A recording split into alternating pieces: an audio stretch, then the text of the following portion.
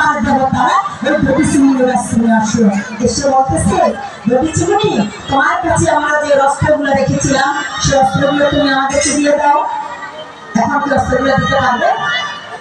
অস্ত্রগুলো দিতে পারবে? পারবে না। আবার দেবতারাও ছাড়বে না, দধিচিমুনিও দিতে পারবে না। সেইখানে দধিচিমুনি মনে মনে চিন্তা করলেন সকলের মঙ্গলের জন্য আমাকে যদি প্রাণ ত্যাগ করতে হয় তবু আমি প্রাণ ত্যাগ করবো। সেইখানে কি করলেন? দধিচিমুনি সকলের মঙ্গলের জন্য নিজে প্রাণ ত্যাগ করলেন, আর দধিচিমুনির হাড় দিয়ে আবার পুনরায় অস্ত্র নির্মাণ করা হইল।